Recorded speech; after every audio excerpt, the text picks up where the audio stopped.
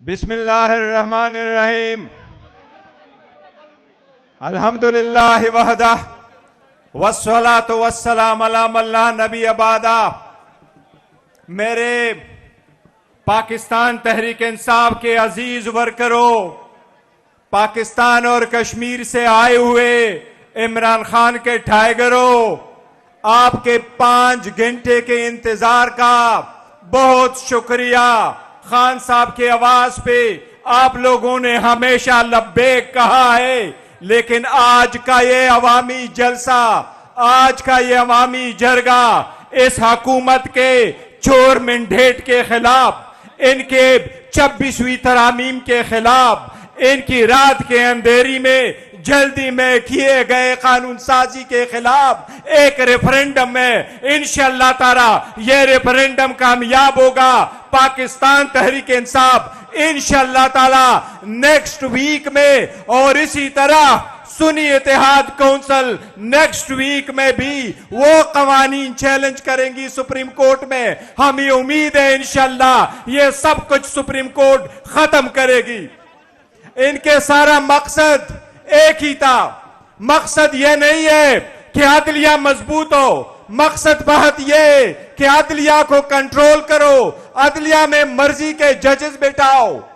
लेकिन इंशाअल्लाह पाकिस्तान की अदलिया हम आजाद करवा के रहेंगे इंशाअल्लाह।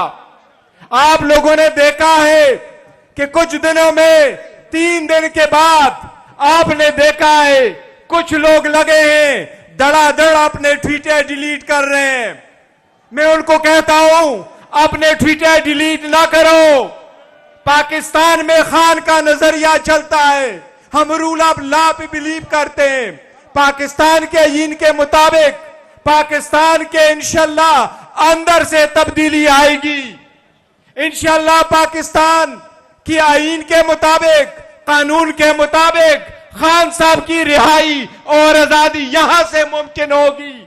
पाकिस्तान तहरीक इंसाफ किसी भी बैरूनी मुल्क बशमूल अमेरिका के किसी भी मुल्क से मदद की तलबगार नहीं है। खान साहब ने हमेशा कहा है ये आजाद कौम है, इंशाअल्लाह अपने फैसले आप करेगी, ये अवाम करेगी, इंशाअल्लाह ये एहतजाज भी करेगी, ये अदालतों में भी ये लोग जाएंगे।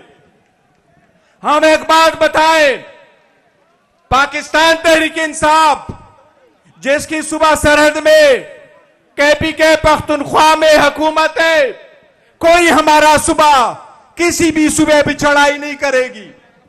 पख्तून पंजाबों पे चढ़ाई नहीं करेगी, पख्तून पंजाबों से नफरत नहीं करती। पाकिस्तान तहरीक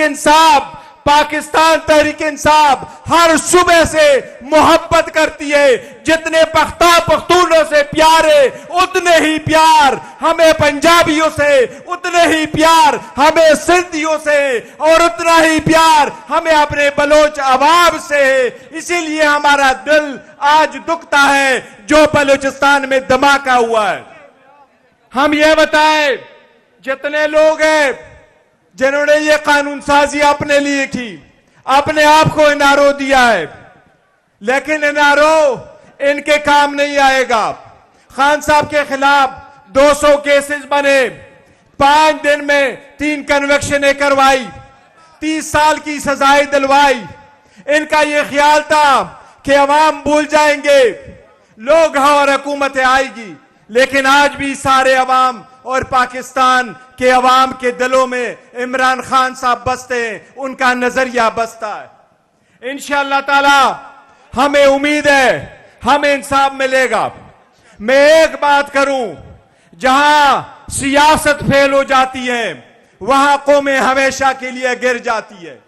जिसने सियासत में सियासी लोगों को स्पेस नहीं दिया, वहां जो गासिब बैठे होते हैं उनके दिन गिने जा चुके होते हैं। आज पाकिस्तान के अवाम जो ये निकली है इस बात की गवाही देने के लिए कि ये खान साहब के बगैर पाकिस्तान की सियासत नामुमकिन है। खान साहब को जेल में रख के पाकिस्तान में कैसे अमन होगा? खान साहब को जेल में रख के कैसे सियासत आगे बढ़ेगी? हुकूमतें कैसे मजबूत होगी? खान साहब इसके एक लाजिम जुज़ है। इंशाअल्लाह ताला हर सूरत खान साहब आजाद होंगे। इंशाअल्लाह ताला आपका वो मंजिल खान साहब की रिहाई बहुत करीब है, इंशाअल्लाह ताला बहुत करीब है।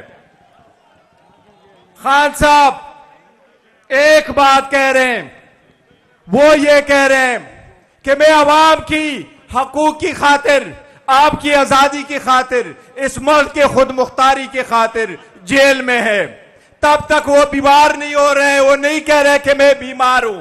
बिजली बंद कर दी गई, डॉक्टर की रिसाई नहीं, डॉक्टर की रिसाई नहीं, बच्चों से मुलाकात नहीं, बच्चों से बात नहीं। लेकिन बाहर आपने देखा, कभी खान साहब ने बाहर फरियाद आपके लिए नहीं भेजा। जब भी जिक्र करते हैं आपके हकूकों की जंग जिक्र करते हैं, कभी अपनी जात की नहीं करते। इसलिए जब खान साहब की बारी आएगी तो आपके लिए लाजिम है कि आप खान साहब की आजादी की बात करेंगे।